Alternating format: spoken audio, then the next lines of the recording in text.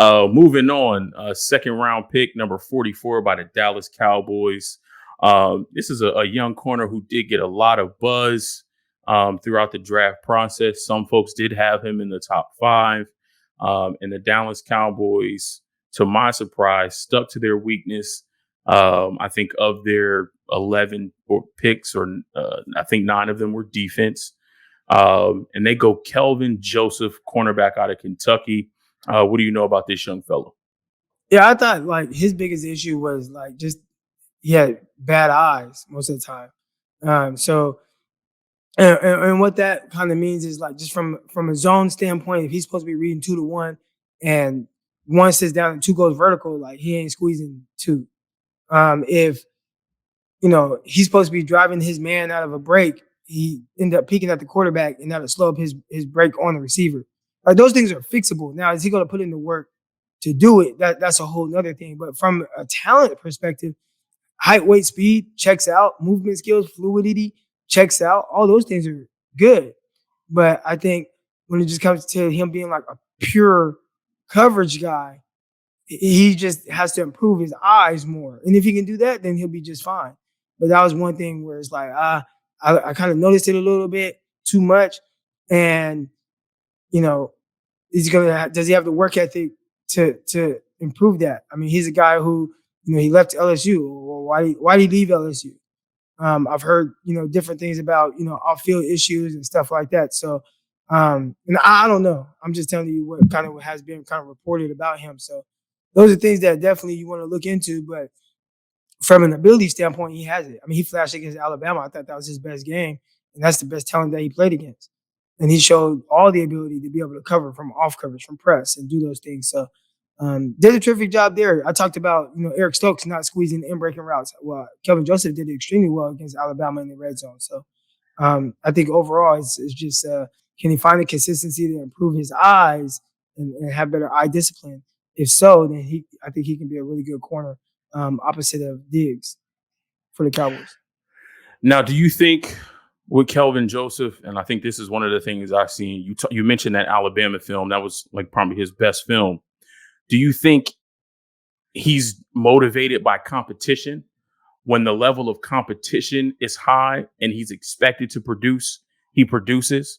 But then if the level of competition is so or something he may deem to be beneath him where he may, be lax and, kind of shut it down a little bit, do you think that may be an issue for him? I don't know, but I hope not, because in the NFL, you ain't gonna last long if you can't compete. That's what the NFL is. Especially now he's a second round pick, so it's different. Like he's gonna be there regardless, unless he's just the worst corner ever. But they invest that type of draft capital in you. They're gonna play you, regardless. So, but a guy that's undrafted, like every Tuesday, you see those guys working out and like they're guys that are free agents and they're trying to take your job. So every day is competition in the NFL. They'll get you out of there if you're a guy that can't handle it. Saw that with like Dante Pettis. For sure. Don't mention him, man. That's a sore spot. Don't bring that guy up. And right on time and mean to change the subject. Quick question for Crock. Who was a better corner in their prime, Sherman or Revis? That's crazy. He asked that. I was just on a live show with the Jets, podcast, like literally right before I came in here, and they asked me that same thing. They actually have Patrick Peterson in there as well. I think the guys are different. They're different style of corners, so I think a lot of it just depends on what style of defense do I want to play. If I'm a more man-heavy team and I want to shadow guys and shade my secondary to the other side, then I'm probably going to lean towards Revis. But I think when Seattle asked Sherman, to play a certain style of defense, it's hard to find anybody that executed their job ever better than Sherman in what he was asked to do. He was a terror for teams. So he wasn't asked to do as much, as like a Revis who was following around, Chad Johnson and Randy Moss and all these other guys like Dez Bryant. No matter where they lined up, he lined up over them a lot of times. For a majority of games, they put they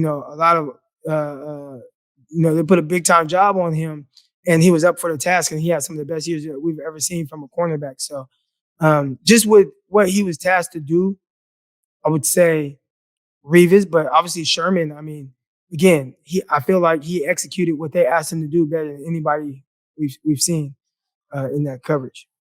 Now, as a corner, you are our resident corner. You played the position. Should the fans put any stock into this argument? We've seen Revis and Sherman going back and forth.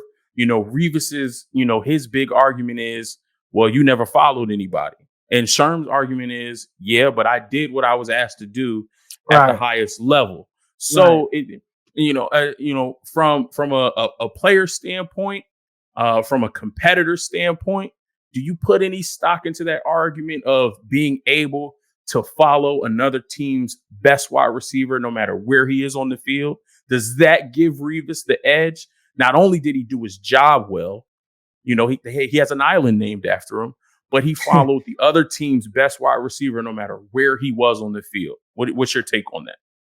Yeah, I would say from a fan standpoint, I think it's always, fun to have those type of debates and conversations. From a professional standpoint, I think, you understand what those guys were asked to do, and they both executed at the highest level. So I think I respect both of those guys and the way they played and the things that they were asked to do. And they both won a Super Bowl and were big parts of winning the Super Bowl, playing the way that they played and doing the things that they were asked to do, execute at the highest level. Really, Sherman should have 2 Super Bowls. So, and Revis should have none, really, because he was on the opposite side. So. Amin trying to get you to say somebody is better than somebody else. He was like, who was better, Champ Bailey or Charles Woodson? If you're just going pure cornerback, Champ Bailey. But if you are just talking about defensive back overall, what Charles Woodson did with Green Bay, I mean, that was like amazing. So if we're just going pure corner, I'm taking Champ Bailey for sure. And then lastly, Amin got a ton of questions today. I'm about to send him the link and have him jump on here. He said, Croc, what is your top 5 greatest cornerback list of all time? Ooh, see, I would have to think about it, because if I say something right now, then I'm just kind of talking out my butt, I don't want to I don't like to just talk. Anybody know me? I want to really have a thorough reasoning, because if this kind of gets out there and somebody puts it out there and maybe it's not exactly what I'm thinking, then people will jump all in my mentions and tell me how stupid I am and how dumb I am and how I don't know anything. And, man, I'll be getting attacked, man. I'll be like, dang, man, chill. Yeah. Let me think about that. Dion number 1 though, so I know that for sure. Dion number 1. I'd say in no particular order. I'd throw Revis in there for sure. Champ Bailey for sure, and I'm talking about more guys that are just kind of more of my era. I mean, there are a lot of other guys that I could name that I know were really good, like Darryl Green, Tyler. I really like Dre Bly a lot when I was a kid. So it's kind of hard to just narrow it to 5. But there were a lot of corners that I really appreciated the way they played over the years. Cromartie was a guy who I watched a ton of. Young Cromartie, I mean, he had double-digit interceptions in 1 year. So, there are a lot of really good corners. I appreciate the way they played and really helped me a lot. Sounds good. So, I mean, keep that question in the tuck, and when you have your own show and you bring Eric on, make sure to give him a heads up that you're going to ask that question so he can come prepared to give you his top 5 list.